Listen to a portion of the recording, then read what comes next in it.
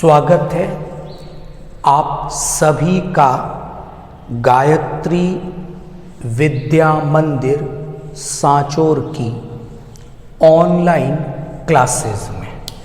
आज हम लोग बात करेंगे 11th क्लास की बायोलॉजी के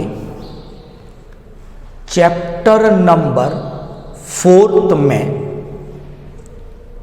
एम्फीबिया वर्ग के बारे में। तो आज का जो टॉपिक हम लोग डिस्कस कर रहे हैं वो टॉपिक है एम्फीबिया वर्ग के बारे में। तो जो 4th चैप्टर है 11th क्लास की बायोलॉजी में, वो चैप्टर जंतु जगत का चैप्टर है, किंगडम एनिमेलिया, इसके बारे में है।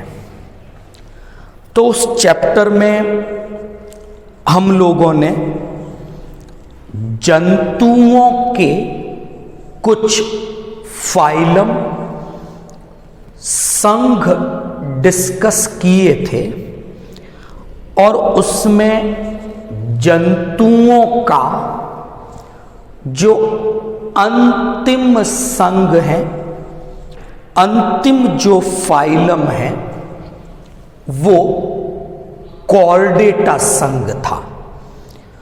और पिछले कुछ लेक्चर में हम लोगों ने संघ कॉर्डेटा के कुछ आधारभूत लक्षण डिस्कस किए थे और संघ कॉर्डेटा का एक वर्गीकरण पड़ा था। तो वहाँ उस वर्गीकरण में हम लोगों ने बात की थी एग्नेथा और ग्नैथोस्टोमेटा जंतुओं की। और ग्नैथोस्टोमेटा में पिछले लेक्चर में हमने बात की थी कि पीसीज और टेट्रापोडा ये दो अधिवर्ग सुपर क्लास सम्मिलित किए गए हैं। तो हम सुपर क्लास पीसीज की जो क्लास हैं, जो वर्ग हैं, उनके बारे में डिटेल डिस्कस कर चुके हैं। तो आज हम लोग स्टार्ट कर रहे हैं सुपर क्लास अधिवर्ग टेट्रापोडा के बारे में। तो जो अधिवर्ग टेट्रापोडा है, जो सुपर क्लास टेट्रापोडा है, इसमें कुल 4 वर्ग सम्मिलित किए गए हैं। पहला वर्ग एम्फीबिया है, दूसरा वर्ग रेप्टिलिया है, तीसरा वर्ग एवीज है और चौथा वर्ग मैमेलिया है। तो आज हम बात करेंगे टेट्रापोडा के पहले वर्ग के बारे में और उस वर्ग का नाम है एम्फीबिया। तो शुरू करते हैं एम्फीबिया से नंबर 1। अगर हम एम्फीबिया के आवास की बात करें, इनके हैबिटेट की बात करें, तो क्या देखते हैं? एम्फीबिया पहले ऐसे कशेरुकी जंतु हैं जो स्थलीय आवास में पाए जाते हैं। लेकिन क्या देखते हैं एम्फीबिया के जीवन चक्र में कि इनके जीवन चक्र में इन जंतुओं को जलीय आवास की आवश्यकता होती है।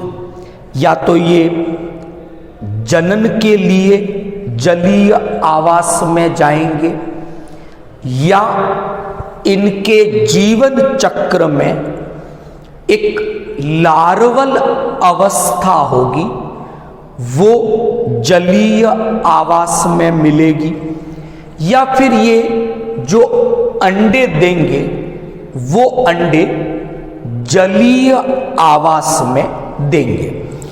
तो हम क्या देखते हैं कि एम्फीबिया जंतु होते तो स्थलीय कशेरुकी जंतु हैं, लेकिन ये पूर्ण रूप से स्थलीय आवास के जंतु नहीं हैं और इसीलिए इस वर्ग का नाम एम्फीबिया उभयचर दिया गया है। यानी ये जंतु है तो स्थलीय कशेरुकी जंतु, लेकिन पूर्ण रूप से ये जंतु स्थलीय कशेरुकी जंतु नहीं है।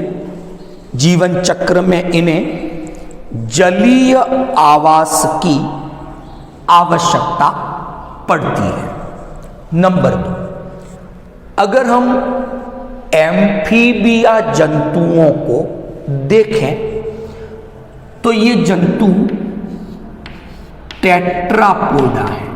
यानी क्या देखते हैं हम कि एम्फीबिया जंतुओं में एक जोड़ी अग्रपाद और एक जोड़ी पश्चपाद सामान्य रूप से पाए जाते हैं। तो टेट्रा का मतलब 4, पोडा का मतलब उपांग, यानी इनमें एक जोड़ी अग्रपाद है, एक जोड़ी पश्चपाद इनमें उपस्थित होते हैं। और इनके जो ये अग्रपाद है, इनके जो ये पश्चपाद है, ये 5 अंगुलियों वाले हैं। यानी इनमें 5 अंगुलियों वाले अग्रपाद और पश्चपाद उपस्थित होते हैं। अगली बात, एम्फीबिया जंतुओं में हम क्या देखते हैं कि कर्ण तो नहीं है, उसकी जगह टिम्पेनम, ये एक संरचना आप देखोगे। मेढक आप लोगों ने देखा है तो यहाँ पर जहाँ मेढक का सिर है उसके इस ओर और उसके इस ओर छोटी सी एक झिल्ली नुमा, एक गड्ढे नुमा संरचना दिखती है, जिसको टिम्पेनम, कर्ण पटल के नाम से जाना जाता है। ये टिम्पेनम एक्चुअल में ध्वनि को ग्रहण करने का काम करती है। तो एम्फीबिया जंतुओं में हमें टिम्पेनम नामक एक संरचना दिखती है। फिर हम देखते हैं इन जंतुओं में एक विशेष संरचना, जिसे हिंदी में अवस्कर कहते हैं, अंग्रेजी में इस संरचना को क्लोएका कहा जाता है। तो क्या है क्लोएका, ये भी जानना चाहिए। एम्फीबिया जंतुओं में हम क्या देखते हैं कि उत्सर्जी पदार्थ प्लस पाचन का जो अपशिष्ट है, यानी गुदा द्वार, और जो जनन तंत्र के, प्रजनन तंत्र के जो प्रोडक्ट है, उन्हें समान रूप से इस संरचना में छोड़ा जाता है। तो अवस्कर जो है वो एक कॉमन ओपनिंग है, जहां पर मूत्र भी मुक्त होगा, जहां पर पाचन का अपशिष्ट भी मुक्त होगा और जहां पर प्रजनन के समय जो प्रजनन तंत्र के उत्पाद हैं वो भी मुक्त होंगे।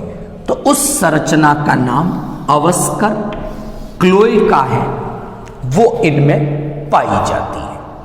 अगली बात करेंगे एम्फीबिया जंतुओं की त्वचा के बारे में। जब हम एम्फीबिया जंतुओं की त्वचा देखते हैं तो त्वचा बड़ी कोमल है और किसी भी प्रकार के शल्क इनकी त्वचा पर उपस्थित नहीं है। तो कल हम बात कर रहे थे मछलियों की, तो मछलियों में शल्क उपस्थित थे और वो कई प्रकार के थे, प्लेकोइड, टीनोइड, साइक्लोइड, गैनोइड। लेकिन हम देखते हैं कि एम्फीबिया जंतुओं की त्वचा बड़ी कोमल है, सॉफ्ट है और उन पर किसी भी प्रकार के शल्क स्केल्स उपस्थित नहीं होते हैं। तो त्वचा नम है, बिना किसी शल्क वाली, या ऐसा कहें कि एम्फीबिया जंतुओं में त्वचा पर किसी भी प्रकार का बाह्य कंकाल उपस्थित नहीं होता। तो बाह्य कंकाल अनुपस्थित इनमें होता है। अब बात करेंगे इनके उत्सर्जन की। एम्फीबिया जंतुओं में भी जो किडनी कार्यशील अवस्था में पाई जाती है वो है मीजोनेफ्रिक, यानी इनमें मीजोनेफ्रिक प्रकार की किडनी प्रमुख उत्सर्जी अंग का कार्य करती है। अगर कोई एम्फीबिया जलीय है तो उत्सर्जी पदार्थ अमोनिया होगा। अगर कोई एम्फीबिया स्थलीय है तो उत्सर्जी उत्पाद यूरिया होगा। मैं एक उदाहरण से बात करता हूं। मेढक आप लोगों ने देखा है, उसका मुख्य उत्सर्जी उत्पाद यूरिया है क्योंकि वो स्थलीय आवास में मिलता है। लेकिन मेढक का एक टेडपोल लार्वा है जो जलीय आवास में रहता है। उसका प्रमुख उत्सर्जी उत्पाद अमोनिया है। तो मुख्य उत्सर्जी अंग के रूप में किडनी है, वृक्क है, मीजोनेफ्रिक प्रकार की किडनी है। उत्सर्जी उत्पाद अमोनिया हो सकता है, उत्सर्जी उत्पाद यूरिया हो सकता है। अब बात करेंगे इन जंतुओं में श्वसन की, रेस्पिरेशन की। तो एम्फीबिया कुछ ऐसे भी हैं जिनमें क्लो यानी गिल्स पाए जाते हैं, लेकिन इनका मुख्य उत्सर्जी अंग फुफ्फुस यानी लंग्स, फेफड़े होते हैं। कुछ एम्फीबिया ऐसे भी हैं जिनकी त्वचा भी श्वसन में सहायक होती है। अगली बात करेंगे एम्फीबिया में हृदय की। एम्फीबिया के हृदय में कुल 3 कोश हैं। तो कल हम मछलियों की बात कर रहे थे तो हमने कहा था वहां पर 2 कोश वाला हृदय है जिसमें एक ही आलिंद होता है, एक ही निलय है। लेकिन एम्फीबिया के हृदय में हम देखते हैं कि 2 तो बन गए हैं आलिंद, लेकिन अभी निलय केवल एक है। और 3 चैम्बर वाला हार्ट होने के कारण ये जंतु भी आपके अनियत तापी हैं, यानी शरीर में ऑक्सीकृत और विऑक्सीकृत रुधिर मिक्स हो जाते हैं और इस कारण जंतु अनियत तापी हैं। शरीर का ताप वातावरण के ताप के अनुसार बदलता रहता है, नियत बना हुआ नहीं रहता। तो अनियत तापी जंतु हृदय की बात की, लैंगिक विधि से जनन होगा, परिवर्धन जो है इनका बाह्य शरीर के बाहर होगा, और सामान्यतः परिवर्धन अप्रत्यक्ष है। जीवन चक्र में इनके एक लार्वा अवस्था उपस्थित होती है। तो ये हमने आज बात की एम्फीबिया वर्ग के बारे में। ये टेट्रापोडा चतुष्पाद जिनको कहते हैं, उस अधिवर्ग का पहला वर्ग है। और एम्फीबिया नाम इसलिए दिया गया क्योंकि ये जंतु जलीय और स्थलीय दोनों आवासों में पाए जाते हैं। हालांकि इनका आवास स्थलीय है, परंतु ये पूर्ण रूप से स्थलीय जंतु नहीं है। इन्हें अपने जीवन चक्र में, अपने जीवन चक्र को पूरा करने के लिए जल की आवश्यकता होती है। फिर कुछ बातें की इनके कुछ लक्षणों की। अगर हम कपाल तंत्रिकाएं, कपाल तंत्रिकाएं मस्तिष्क से निकलने वाली तंत्रिकाएं हैं। एम्फीबिया जंतुओं में केवल 10 जोड़ी कपाल तंत्रिकाएं पाई जाती हैं, और इनके जो अंडे हैं, जो भ्रूण परिवर्धित हो रहा है, उसके चारों ओर किसी भी प्रकार की अतिरिक्त भ्रूणीय झिल्लियां नहीं पाई जाती हैं, और इसीलिए ये अपने अंडे जल में, जल के निकट नमी युक्त वातावरण में देते हैं, क्योंकि भ्रूण के चारों ओर उसे सूखने से बचाने के लिए अतिरिक्त भ्रूणीय झिल्लियां नहीं पाई जाती। तो ये आज एम्फीबिया की बात की। राना टिग्रीना जो मेढक हम लोग देखते हैं, ये उसका वैज्ञानिक नाम है। इसी एम्फीबिया वर्ग का जंतु है। हाइला, जिसे ट्री फ्रॉग, वृक्ष फ्रॉग कहा जाता है, वो भी इस एम्फीबिया वर्ग का ही एक जंतु है। तो आज हमने बात की एम्फीबिया जंतुओं की। आई होप आज का टॉपिक आपको समझ में आया होगा। Thank you all of you.